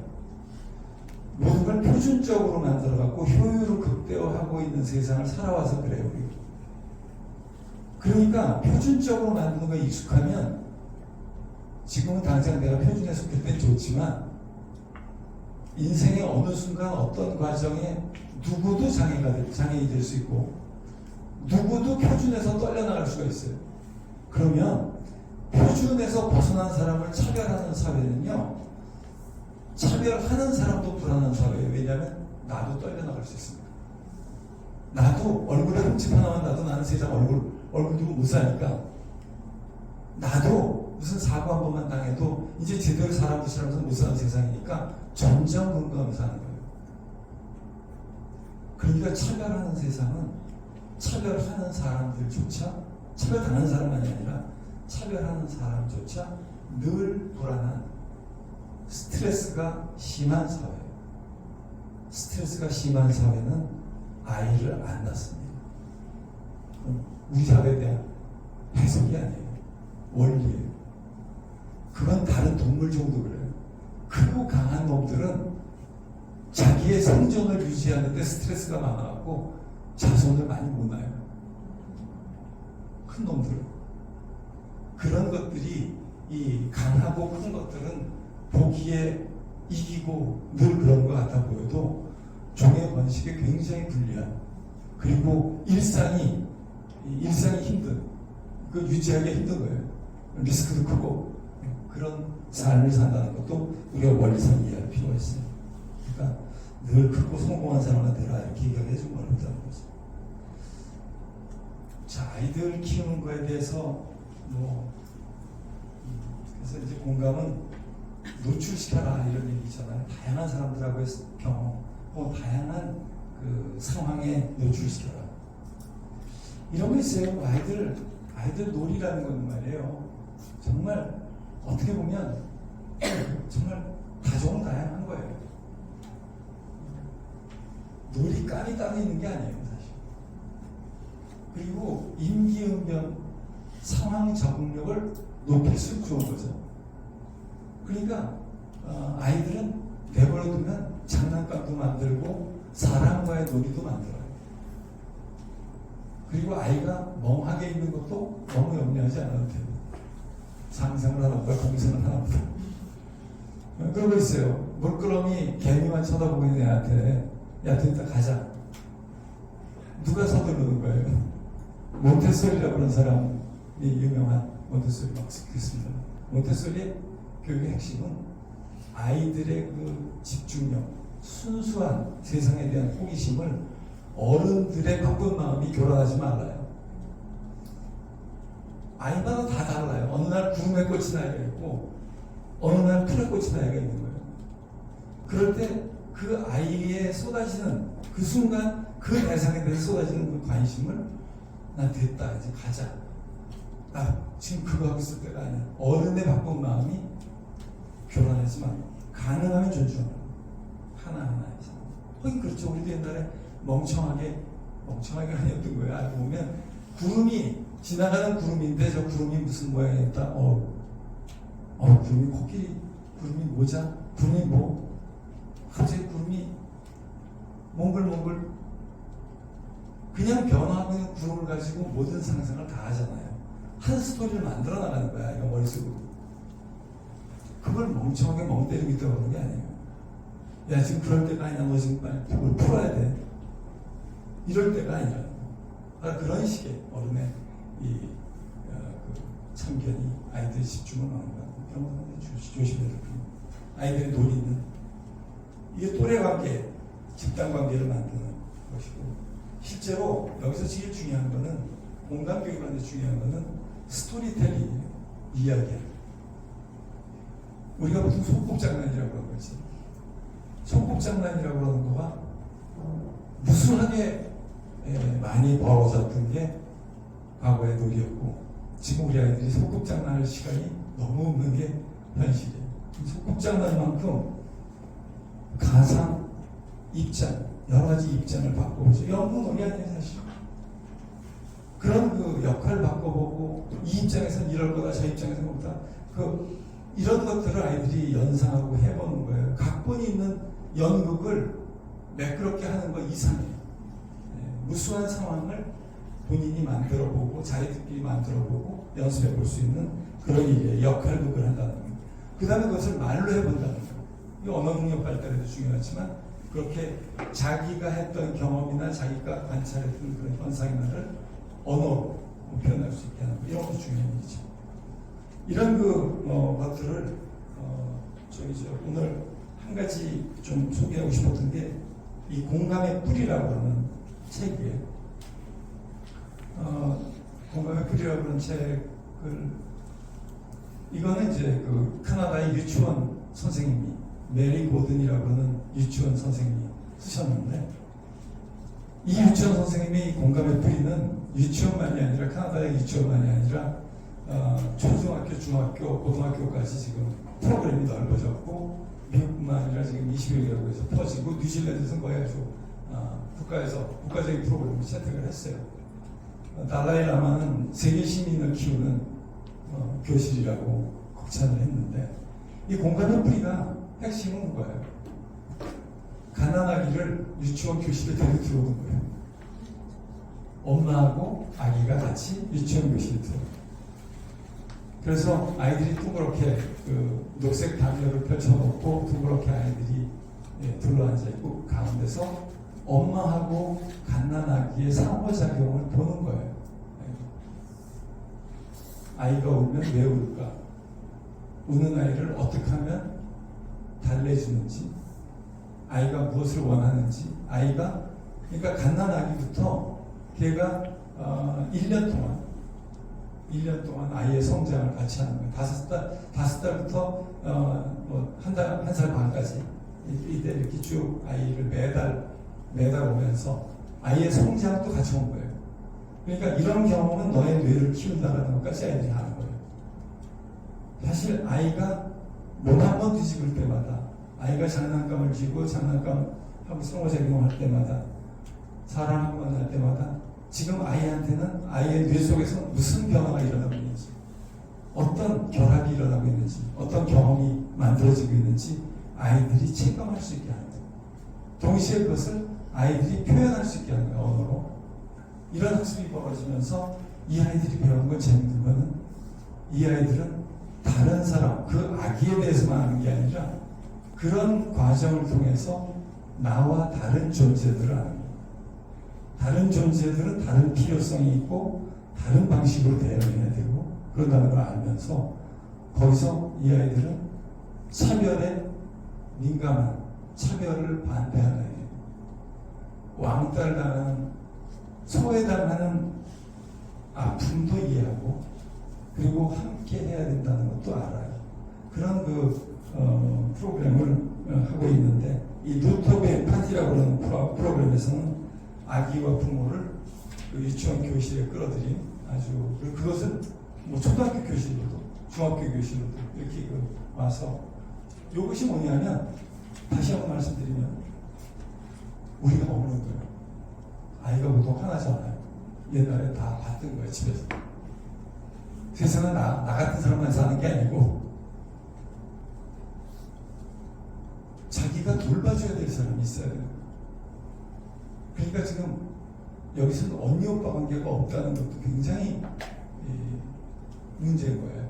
사실 우리 아이들 지금 이제 한 아이, 두 아이밖에 없는 이런 가족 구조는 아이들에게 굉장히 어려운 환경이에요. 그래서 맞벌이 하기 때문에 아이들 돌봐줘야 되는 보육이 필요한 게 아니라, 지금 이렇게 아이를 한두 명밖에 안 낳는 이런 세상은, 이런 사회에서는 아이들을, 다양한 연령층의 아이들을 함께 생활해보게 하는, 학습만이 아니에요. 그냥 사람 먹고 입고 자고, 그리고 뭐 넘어지고 일으켜 세우고 안아주고 달래주고 하는 경험을 다 해야 돼요. 그런 경험을 아이들은 나보다 약한 존재,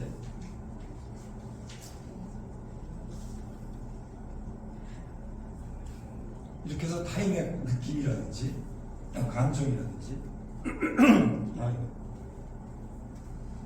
그런 것들을 알고 대응할 수 있어야 돼요. 적절하게 대응하는 사람이 되어 있어요. 이런 걸 보면 그동안 우리가 너무 학교 교육에 대한 고정관념, 편견 때문에 실제로 아이들에게 뭐가 결핍되는지 모르고 너무나 표준화된 학습만 책임지라는 거 아니에요. 사실 연령별 교실같이 아주 근대적인 그런 학습 환경이 없어요. 똑같은 연령층의 아이들은 똑같은 방식으로 똑같이 배워가지고 똑같은 경험을 하게 하는 거잖아요. 근데 이때는 그것만 해도 됐던 이유는 있어요. 왜냐하면 얘들은 학교만 나가면 다른 사회 경험이 풍부하니까. 아까도 얘기했지만 감성 능력을 키우는, EQ를 능력을 키우는 가족도 있었고 지역사회도 있었고 이런 게 다 있었으니까 학교에서라도 표준 학습을 갖다 강화시킬 수 있었던 거죠. 그런데 지금은 다른 데도 다 결핍이 됐는데 오히려 학교, 오히려 유치원, 오히려 어린이집이 이 아이들이 각 가정에서 혹은 지역사회 이렇게 결핍, 지역사회 관계가 결핍되어 있잖아요. 이웃 아는 사람도 있어요, 아이들. 오가는 사람도 있나요? 그런 것들이 이제 없는 곳에서 그런 관계를 만들 수 있는, 그런 관계를 경험할 수 있는 그런 공동체, 커뮤니티를 줘야 되는 거예요. 아이들에게 필요한 것은 커뮤니티. 엄마 아빠만이 아니라 엄마 아빠처럼 엄마 아빠만큼 나를 사랑해주는 다양한 어른들을 경험해봐야 돼요. 공동묘 어린이집에서 그래요.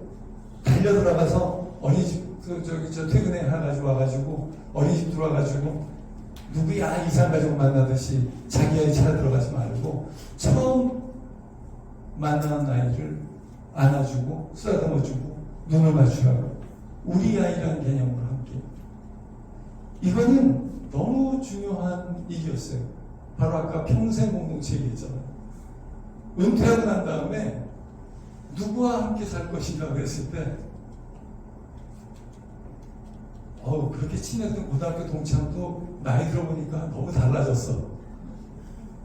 형제도 어렸을 땐 좋았는데 배우자가 있으니까 함께 살기 힘들어. 함께 살 사람은 함께 아이를 키우는 사람이에요. 가족끼리 다 알아. 애들끼리 다 알아. 겪을 거 다 겪어봤어. 옛날에 다 싸워봤어. 예측 가능한 상대. 그래서 어린이집에서 아이를 함께 키웠던 사람들이 노년을 함께 하겠다고 귀촌 마을을 만드는 거예요. 생각해 볼 필요가 있어. 우리 아이들에게 무엇을 줄 것인가? 우리 아이들은 이렇게 삭막한 도시 환경 속에서 우리 아이들에게 좀 더 넓은 가족을 줘야 되고, 좀 더 넓은 이웃을 줘야 되고, 공동체를 줘야 되고, 형제를 줘야 돼. 다양한 형제를 줘야 되고, 형제가 다양할수록 좋아요. 다문화 이주민 다 좋아요. 영어만 언어가 아니에요. 언어는 도구고요.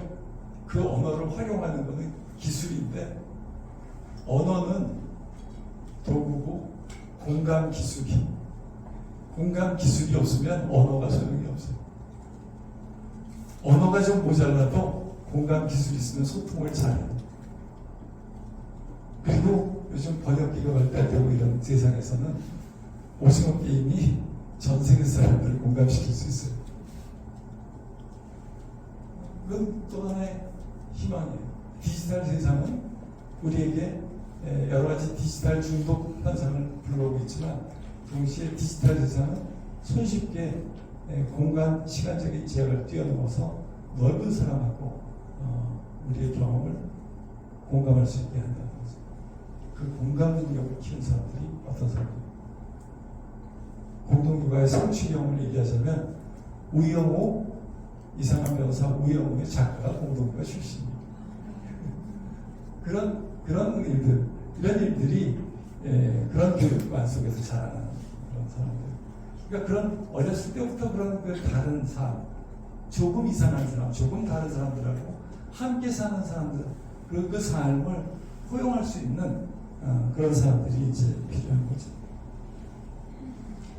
자, 오늘 저는 조금 얘기하고 여러분들이 많이 들으려고 했는데, 항상 오랜만에 만나는 분들을 보면은 정말 이렇게 하고 싶은 얘기가 좀 많은 것 같아요. 그래서 여러분들 본의 아니게 오래 붙들고 얘기를 많이 했습니다.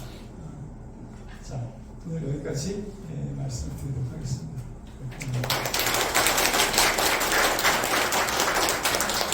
네, 저는 다 목이 빠지게 집중해서 잘 들었습니다. 너무 감사드리고요. 남은 시간은 이렇게 많지는 않은데 한 15분 남았거든요. 그래서 질문하고 싶으신 것들, 혹시 준비해 오신 질문은 좋고 오늘 강의 들으시면서 생각나는 질문 해주시면 좋고요. 아니면 좀 상관없어도 궁금한 거 있으시면 질문하시면 아마 괜찮다고 대답하실 것 같긴 한데 그래도 좀 구체적으로 이야기해 주실 것 같아요. 한번 질문 있으시면 질문 받겠습니다. 네. 네, 안녕하세요. 공동묘에서 궁금한데요. 이제 공동묘가를 어린이집이건 유치원이건 처음 이제 시작을 하고 그 다음에 아이가 대안학교가 아니라 일반 이제 초등학교를 들어가고 중학교고 고등학교를 거쳐서 이제 사회인이 된다고 생각을 했을 때 어떻게 그러니까 그 오래된 공동묘가 그 과정을 거쳐서 자라오신 분들은 어떻게 자랐는지가 궁금해요. 그렇죠. 네. 정말 누구나 궁금해하는. 그러니까 처음 우리 어린이집 했을 때는 얼마나 힘들었겠어요. 설명하기가. 지금 설명 가능해요. 너무나 많은 아이들이 이 공동묘가 경험을 하면서 성장했으니까 잘 자랐습니다. 잘 자라고 이렇게 한마디로 얘기했을지 몰라도 격려하시는 건 이거예요. 지금 우리 아이들이 그 어린이집과 유치원에서 이른바 조기 교육이라든지 학습에 대한 어른들의 그 겁박, 강박관념으로부터 자유로운 그런 생활을 하는 건 좋다 이거죠.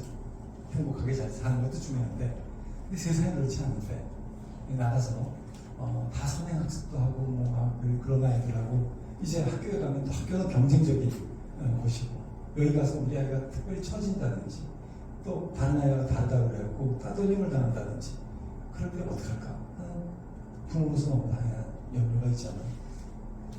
방법은 제가 지금 잘 자랐다라고 얘기한 거는 그런 염려를 뚫고 아이들이 어린이가 다 일반적으로 얘기할 수는 없어요. 일반적으로 얘기할 수 없는데 상당히 잘 적응한 아이들이 많다 이렇게 얘기해야 될 것 같아요. 의외로 선행학습을 하지 않아서 학교에 가서 공부를 재밌어하는 아이들이 의외로 많더라고요. 선생님으로부터 사랑받는 애들이 의외로 많다는 거예요. 선행학습학원 애들은 학교 공부가 시들해서 선생님한테 덜 따라붙는 너무 재밌어요. 선행학습이라 그러는 게 학습에 대한 태도를 좀 수동적으로 만드는 경향이 있어요. 이 선행학습은 지금 대학에서는 문제가 되는 게 선행학습을 너무 해가지고 이 학습이 갖고 있는 라이브 학습이 갖고 있는 그 특별한 경험 가치를 잘 모르는 경우입니다. 미리 했으니까 또 나올 거니까. 제 문제는 학교에 와가지고 이미 해봤고 그리고 또 이 수업 끝나면 또 가서 또 할 거고 학원 가서 그럴 때 학생들이 학습에 대한 태도가 어떻겠냐는 거지. 그러니까 자꾸 반복하니까 익숙하긴 하지만 학습 그 자체에 대한 자발적 호기심은 의외로 너무 저하되어 있어서 그래서 재밌는 거는 한국의 성인들이 자발적 학습 능력이 사실은 자발적 호기심도 많이 줄어있다는 거예요. 그래서 재밌죠. 제가 대학에 와서도 의외로 학습에 집중하지 못하는 학생들이 많아요. 그래서 대학교 1학년 수업을 제가 다 봤습니다. 대학교 1학년 첫 학기 수업을 제가 다 봤습니다. 경험상. 거기서 제일 먼저 얘기하는 게 이제 여러분들은 연극 무대를 즐길 준비를 하시라고. 그때까지 인터넷 학습 주로 하고 학원 학습 주로 했으면 지금 라이브 쇼를 하는 거예요. 여러분도 오늘 연극 보고 오신 거예요. 비싼 거예요 이거. 물론 인터넷에서 또 녹화해서 보시겠죠. 근데 콘서트 공연장 가잖아요. 이유가 있잖아요. 공연장 가는 이유가. 보면은 훨씬 더 앵글도 잘 잡고 편집도 잘한 비디오로 볼 수 있는데 왜 돈 내고 공연장을 가니? 공연장은 이 열기가 있잖아요. 분위기가 있잖아요. 눈을 마주치잖아요. 대학교 학생들한테 이거예요. 라이브 수업에 대한, 그래서 여러분들 비싼 등급 혼내는 거야. 이제 라이브 수업을 나중에 또 나오는 거 아닌가? 대학교 학습, 반복 학습 없다, 학원 없다. 특히 내가 한 학습은 학원 없다. 그리고 내가 오늘 한 학습을 내일 또 할지 다음 학년도 또 할지 그것도 모르겠다. 사실 이거 오늘 여러분들하고 얘기하면서 각본이 약간 있었지만 사실 여러분들하고 얘기하면서 오늘 그냥 구성된 거예요. 부실하겠죠. 그런 점도 있겠지만 적어도 여러분들하고 여기서 공유한 느낌은 있어요. 저도 오늘 그 느낌을 가지고 충족돼서 가지만 그래서 연극 무대라고 그러는 거예요. 그래서 학생들하고 이렇게 연극을 즐길 줄 아는 사람이 되라. 그동안 영화만 많이 봤으면 연극을 즐길 줄 아는 사람이 되라. 그리고 콘서트를 찾아다니는 사람이 되라. 음반도 좋지만 자 그렇게 된다면 저는 이건 한국 대학만큼 아무리 유명한 학자를 불러도 강의에 안 오는 대학이 없어요. 제가 바로 지난달에 일본에 갔었어요. 지금 잠깐 자랑삼아 얘기하자면 제 책이 일본어로 번역이 돼서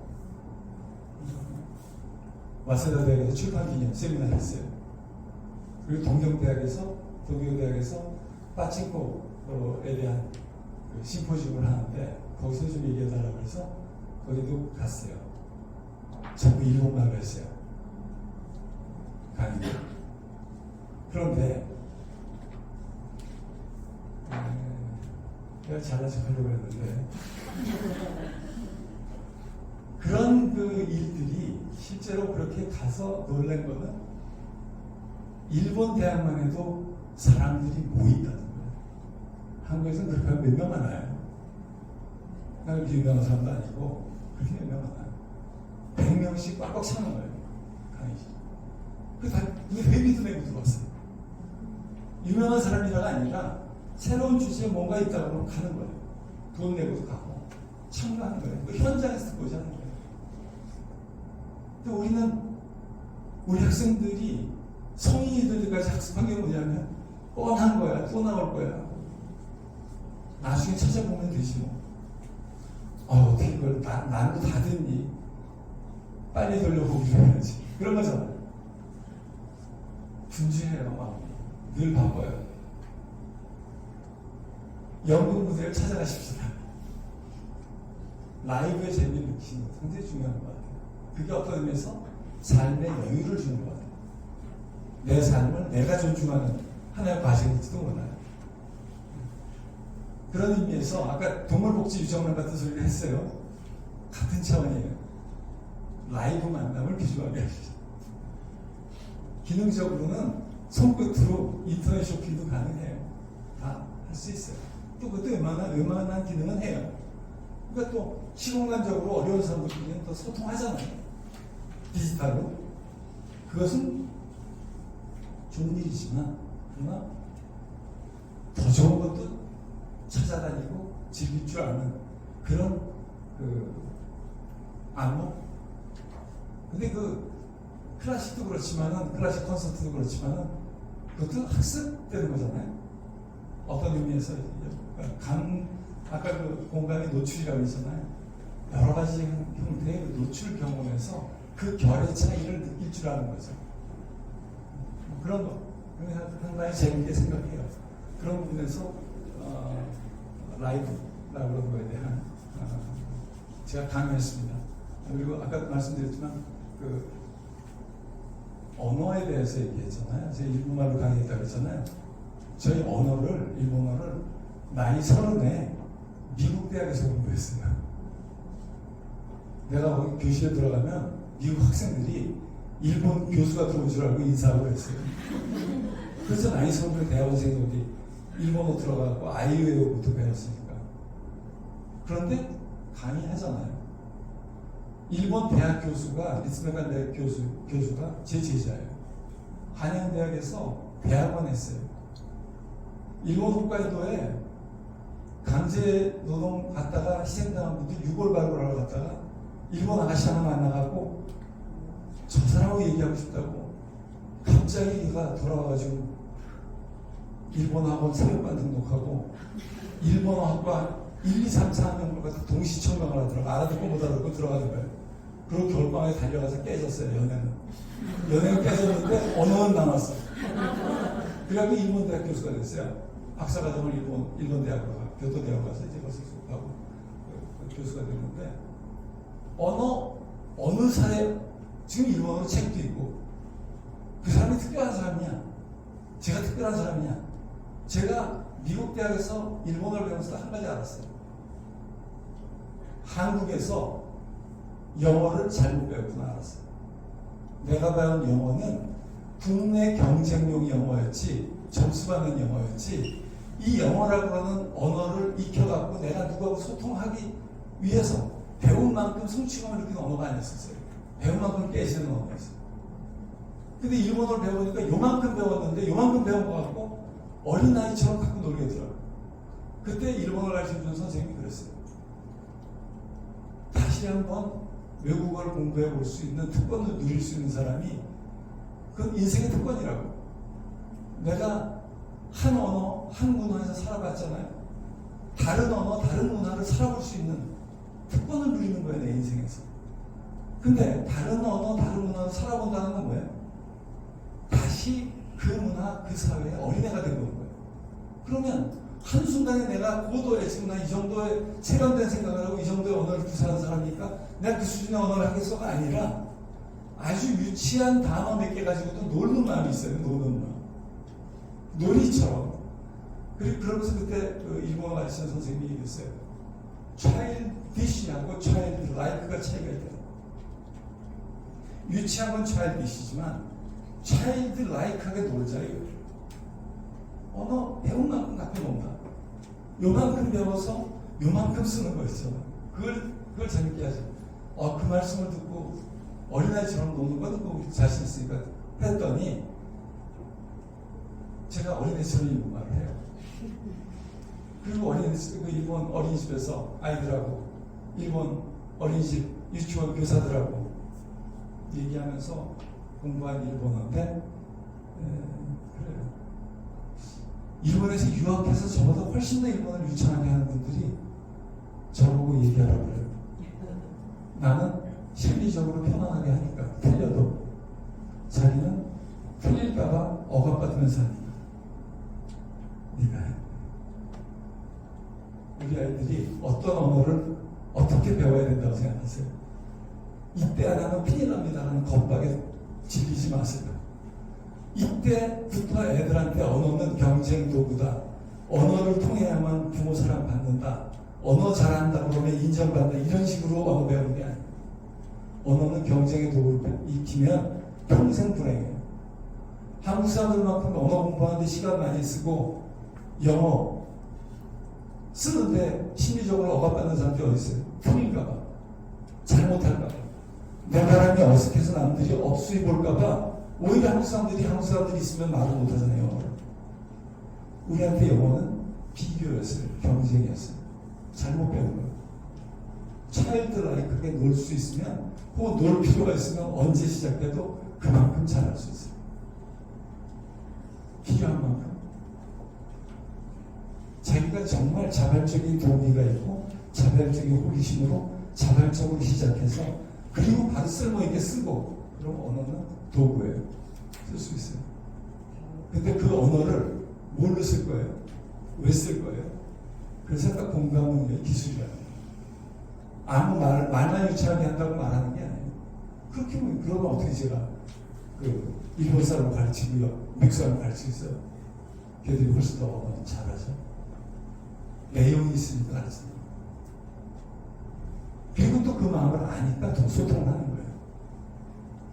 우리 아이들은 정말 인생을 지금 한 번 태어난 인생 끝내라는 얘기고 알겠습니다. 자, 수업 종료고요. 지금 끝내도록 하겠습니다. 자, 일단 우리 아이들은 지금 이 순간 정말 우리 아이들을 귀중한 생명으로 한 명 한 명 살아있는 생명으로 느끼시기 바래요. 이 생명이 살아있는 이 생명이 지금 한순간 한순간 이렇게 위태로운 세상, 위태로운 시대를 사는데 한순간 한순간 정말 충만하게 누리면서 살 수 있도록 어른으로서 기성세대로서 하루를 지켜주고 앞날을 지켜줄 수 있으면 좋겠어요. 자, 감사합니다.